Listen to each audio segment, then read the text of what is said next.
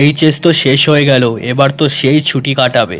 আসলে আসলে একটা দায়িত্ববান স্টুডেন্ট হিসেবে আমি মনে করি ছুটি কাটিয়ে অযথা সময় নষ্ট করা উচিত নয়।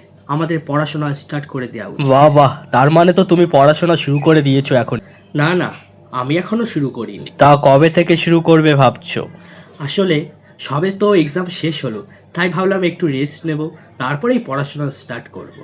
রেস্ট বলতে 20-25 দিন রেস্ট? না না, 1-2। কি ভালো স্টুডেন্ট, মাত্র 1-2 দিন ছুটি নেবে।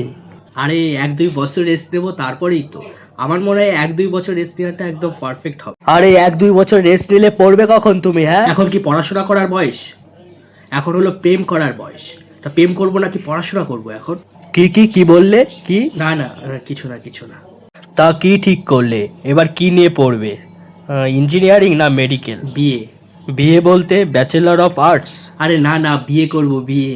বউ আনবো বাড়িতে, বিয়ে করব। আরে আরে, তোমার বয়স কত যে তুমি বিয়ে করবে? আর বিয়ে করলে বউকে খাওয়াবে কি? হ্যাঁ, তা আপনার কি?